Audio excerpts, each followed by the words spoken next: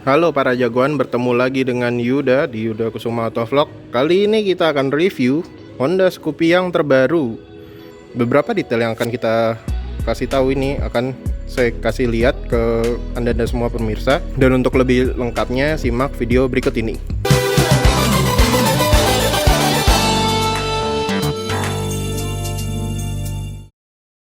Nah, pertama kita lihat dari desain. Nah, itu kalau lihat dari desain dia tuh lebih ke arah rasanya mewah banget gitu ya. Itu dia lebih sleek gitu dan beda banget. Jadi beberapa poin di body motor ini itu banyak banget yang dia labur cat gitu. Itu kelihatan banget ini motor dominan di cat semua bodinya gitu. Beda sama beberapa motor-motor Matic yang lain gitu ya. Dan memang Scoopy ini juga dominan sama kaum hawa, juga sama beberapa anak muda karena dia udah tampilannya emang mencerminkan funky. Dan dia di sini dapat modelnya adalah Scoopy yang versi stylish ini ya. Jadi itu ada Scoopy itu ada 4 tipe, yang satu sporty, yang satu fashion, yang satunya lagi stylish, dan yang paling atas lagi namanya prestige. Yang prestige itu menarik untuk dilihat. Kita lihat juga bagian desainnya dia dibuat lebih rapi ya dan lebih simple gitu. Memang target pasarnya lebih condong ke arah muda juga gitu, seperti itu.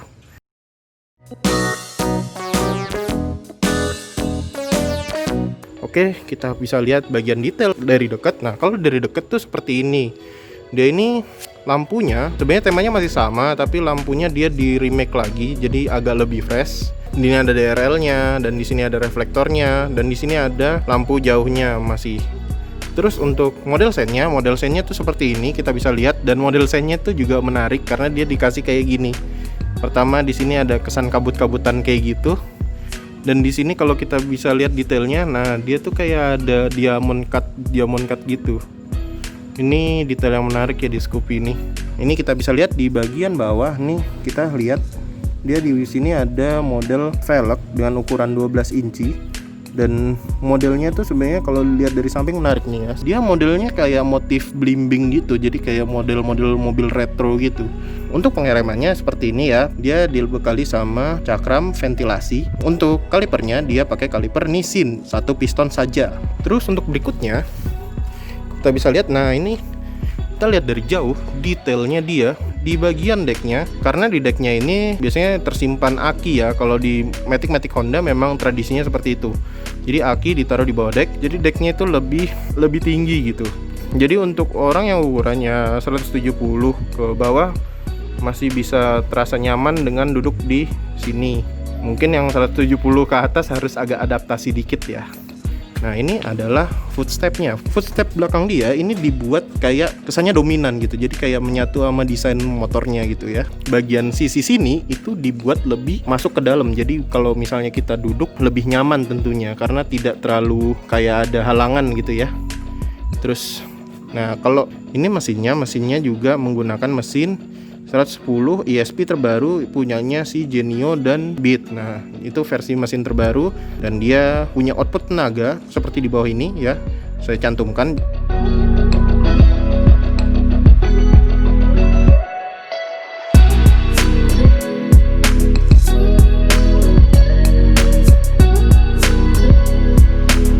Sekitaran 9 HP ya, sama torsinya 9,3. Walaupun sebenarnya waktu saya mencoba dia lebih ke arah irit BBM, jadi outputnya tenaganya itu di putaran bawah kerasa, tapi ya pas di menengahnya biasa aja karena dibuat memang konsumsinya jadi lebih irit BBM, dan saya akui itu gitu. Nah, ini bagian tampilan belakangnya. Kita bisa lihat tampilan belakangnya. Dia model lampunya, dia modelnya lebih rounded nih.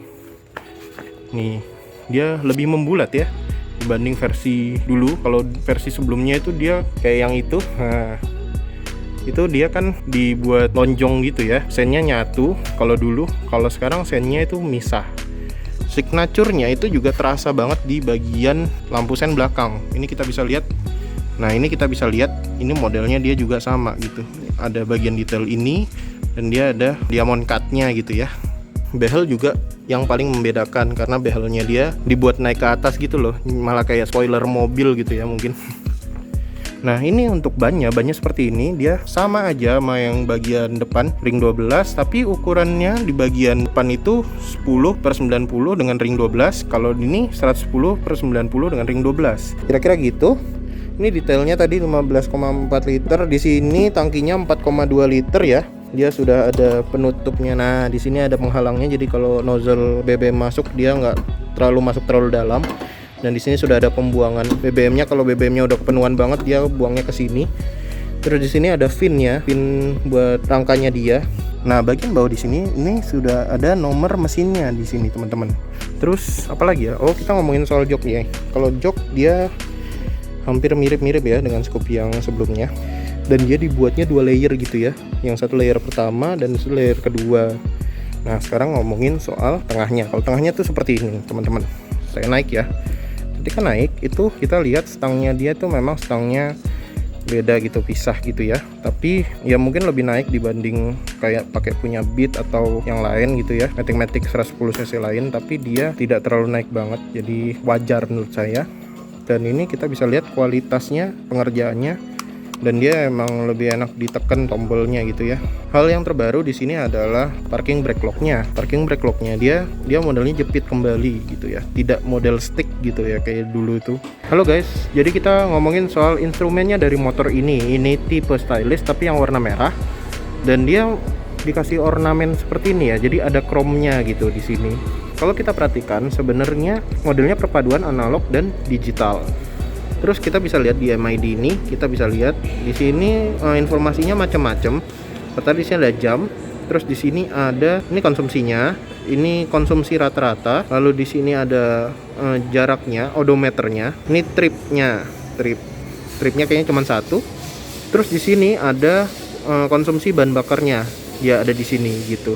Untuk beberapa indikatornya itu ada indikator aki, karena kalau di Stylish dan Prestige sudah tidak ada shutter engkol, jadi diberikan indikator aki. Nih mungkin kelihatan ya.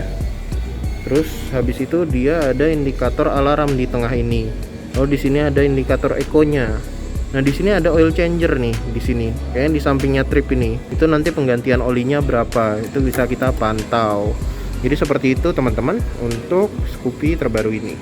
Nah untuk beberapa hal-hal yang menarik kayak deck atau segala macam, itu tuh di bagian sini kita bisa lihat ada tempat penyimpanan. Nah tempat penyimpanan ini dalam banget teman-teman, ini dalam banget. Ini satu HP masuk bisa kali ya. Terus di dalam sini kita bisa lihat di situ ada tempat pengecasan. Pengecasannya ini modelnya langsung USB. Jadi kalau kita mau ngecas HP itu sebenarnya langsung pakai kabelnya doang. Kita colok aja pakai kabel. Jadi kita nggak perlu pakai extend. Lalu kita langsung masukkan HP-nya dan itu tidak akan menyita banyak tempat. Ini sepertinya sih kayaknya beberapa komplain ya dari Scoopy yang sebelumnya yang mungkin sudah pakai pengecasan juga, tapi karena dia modelnya lobang seperti mobil jadinya kan dia harus ada extend juga. Nah karena ada extendnya juga jadinya kalau misalnya buat naruh HP itu jadi kayak nggak bisa nutup dengan baik gitu karena terlalu kadung panjang di bagian sininya. Kalau ini kan tinggal colok aja, HP-nya dimasukin dan di dalam, jadi tinggal ditutup udah beres, aman juga. Dan ini modelnya pengunci jadi aman sekali.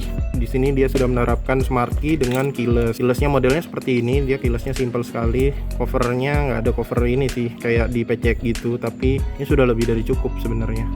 Ini ada suara back system seperti ini. Nah akan ada suara seperti itu.